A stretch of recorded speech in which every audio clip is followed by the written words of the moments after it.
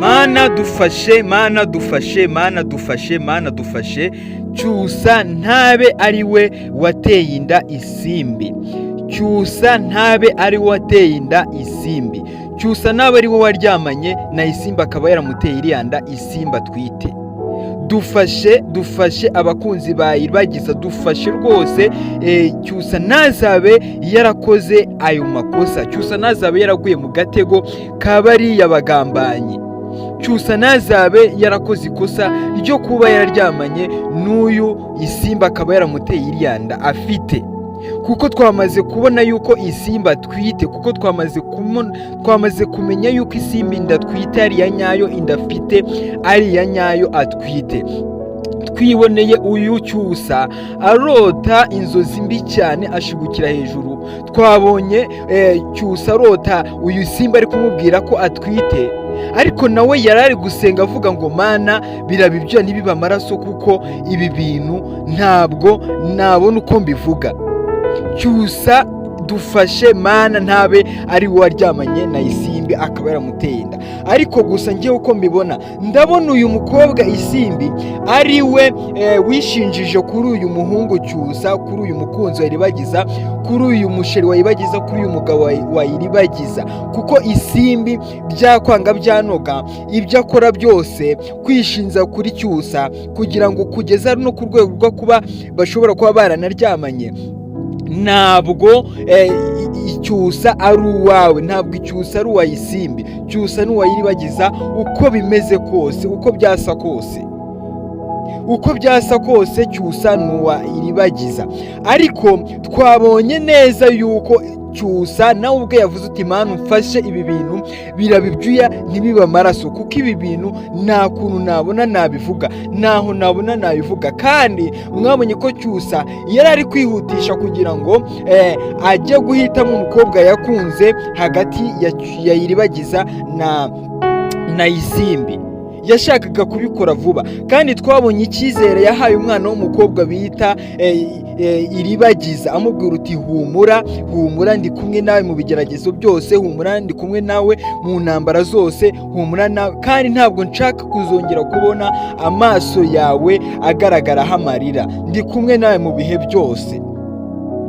None se ko yamuhumurije gutyo, ibi bintu bikaba bigenze gutya, ashobora kuba yarateye inda uyu mwana w'umukobwa Isimbi, ibi bintu byaba atari agatego bamukoresheje? Ko Isimbi nawe twabonye ko nawe nta wundi muntu bashobora kuba bararyamanye, nta wundi muntu azi, nta wundi muntu bashobora kuba barahuye. Biragenda bite? Ese ibi bintu biragenda bite? Biraherera he? Ese uyu nyirantambara we ntabwo agiye kotsa igitutu hano muri uyu muryango wo kwa Cyusa ababwira ngo umuhungu wanyu yantereye inda? Ese Cyusa namara guhitamo tukagira amahirwe menshi, kuko amahirwe dufite 100%, 99% nuko Cyusa agomba guhitamo Iribagiza. None uyu Cyusa namara guhitamo Iribagiza, amaze kumuhitamo nk'umukobwa yakunze, amaze kumwerekana nk'umukobwa yakunze, aho nyirantambara ntazayita arakara cyane agateza akaduruvayo, agateza akaduruvayo hara mu muryango wo kwa Cyusa, akahita azamura izindi nkuru zo kuvuga ngo umuhungu wanyu yantereye inda umukobwa Isimbi, ntago nabyemera, ataramutse amujyanye, atari wahisemo, ntago naramuka mbyemeye, sinabyemera Cyusa atajyanye Isimbi. Aho ngaho akaduruvayo ntikahita kavuka. Niyo mpamvu turi dusenga abakunzi ba Cyusa, abakunzi ba Isimbi bashyigikiye urukundo rwa Isimbi na Cyusa, nako abakunzi bashyigikiye urukundo rwa Iribagiza na Cyusa, abakunzi bashyigikiye Cyusa, abakunzi bashyigikiye Iribagiza. Niyo mpamvu turi gusenga tuvuga ngo Imana idufashe Cyusa ntazabe yaraguye muri uriya mutego. Dusengera Cyusa, dusengera na Iribagiza, kuko ibi bintu byaba biteye ubwoba.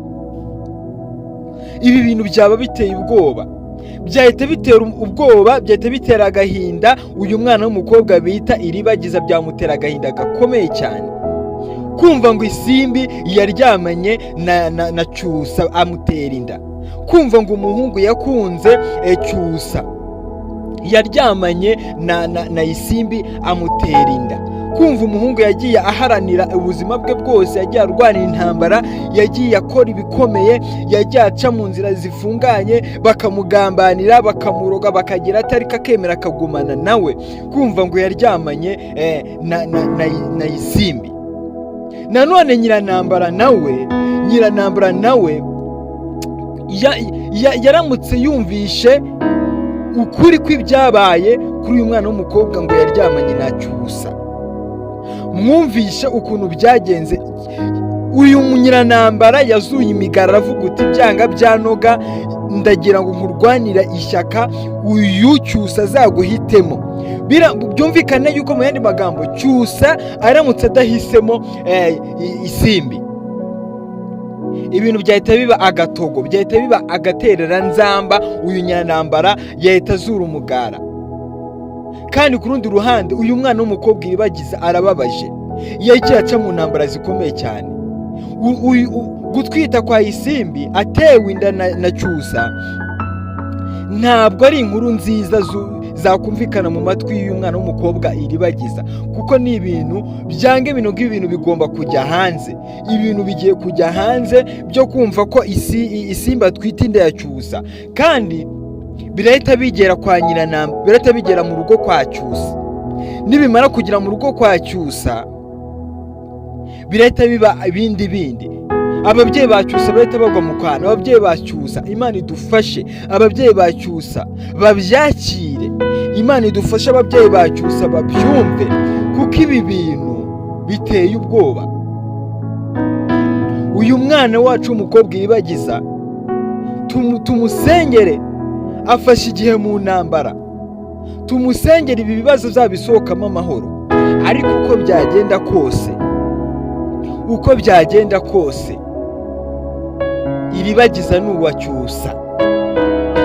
Babyange babyemere, baroge barogore, bagire bati bagambane, ariko Cyusa ni uwa Iribagiza. Isimbi uraruhira ubusa, Isimbi araruhira ubusa. Twebwe abakunzi ba Cyusa, abakunzi ba Iribagiza, abakunzi dushyigikiye urukundo rwa Cyusa na Iribagiza, turahangayitse ubaka kanya, duhangayikishijwe no kumva yuko Isimbi atwita inda ya Cyusa. Byaturenze. Ese ubu ngubu uyu Isimbi aramutse adatwite ari ibyo kugira ngo bafatirane Cyusa, bamufatirane muri ariya mahitamo ye, azahitemo Isimbi. Biramutse ari agatego ndetse banamuteze, Isimbi aramutse yarishinjije kuri Cyusa bakaryamana akamutera iranda, bivuze yuko Isimbi ashaka Cyusa mu maguru mashya, Cyusa, kugira ngo namara kuba aje guhitamo azahitemo ibitekerezo byose Cyusa azaba afite bizahite bijya kuri Isimbi azigaragaze nk'umuntu utwite inda ya Cyusa. Cyusa nawe aho azaba ari hariya azavuga uti uriya ni umukobwa nateye inda ufite amaraso yanjye, ntago ngomba guhitamo Iribagiza, ngomba guhitamo Isimbi. Bikaba ari agatego bateze. Ariko nagira ngo mbabwire ngo bararuhira ubusa. Isimbi araruhira ubusa. Yego kuba atwite ashobora kuba atwite, ariko iyo nda ntabwo urukundo rw'ukuri rwasimburwa inda. Baca umugani mu Kinyarwanda ngo icyo umutima ukunze amata aguranwa itabi. Bivuze ngo rero Cyusa niba akunda Iribagiza bya nyabyo, niba akunda Iribagiza, urukundo rw'ukuri aho ruri ntago rwihishira, azirengagiza iby'inda. Hari n'igihe ashobora kuvuga ngo iyo nda igomba kuvamo, cyangwa se akamubwira uti iyo nda uzayibyare nzayirera, ariko tutabanye ngomba kubana n'uwo nakunze, uwo nahisemo Iribagiza. Kandi ikindi twongeye dusengeraho bita kamarade, agire bwangu Kamarade na Isimbi bageze uriya muti kuri Iribagiza rwose, yibuke wenda yakwibuka ibintu bikahita bihindura isura.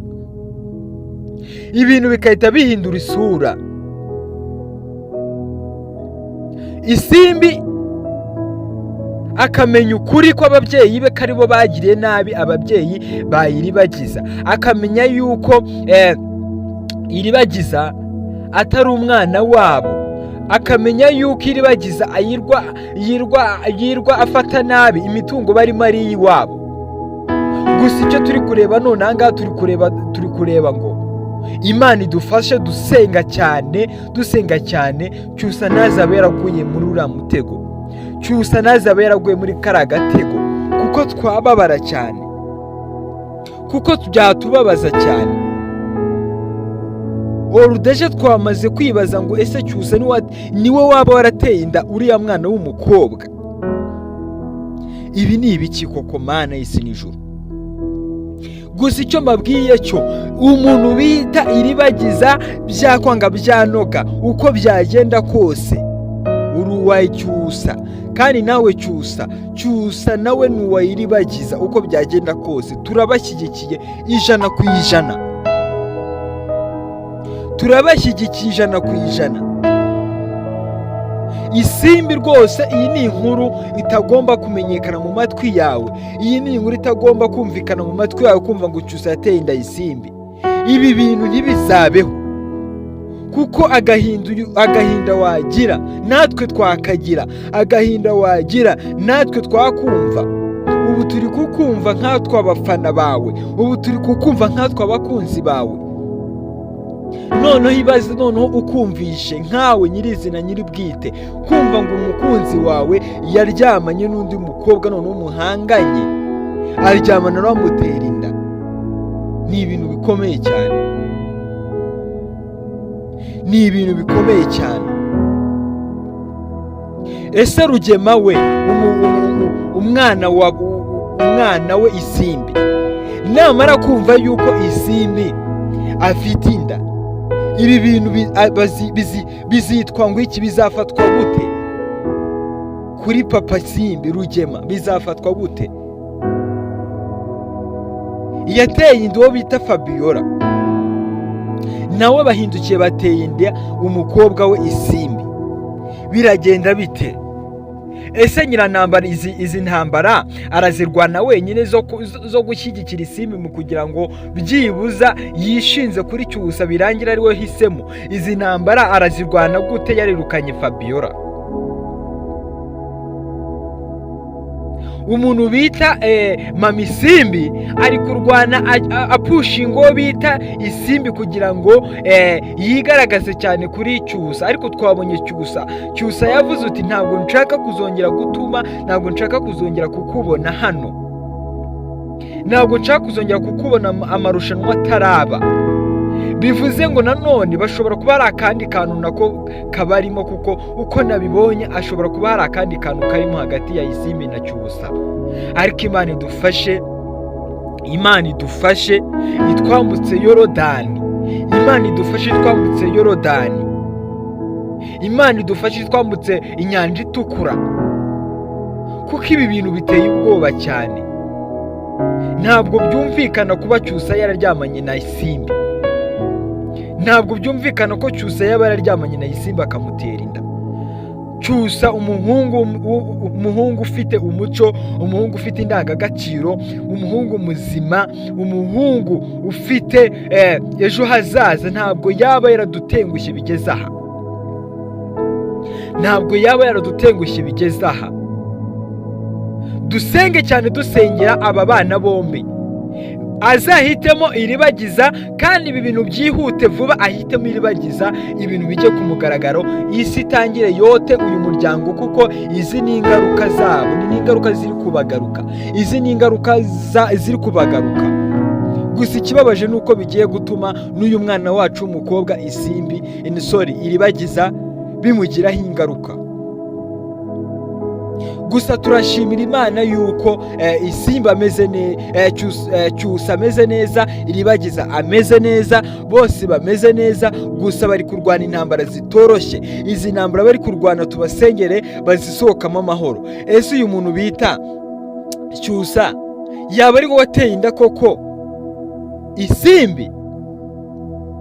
Ese koko Isimbi nk'uko yabyivugiye yaba ari we watewe inda iriya nda twifite yaba ari iya Cyusa? Ese Iribagiza aramenya ukuri kose? Ndabakunda cyane.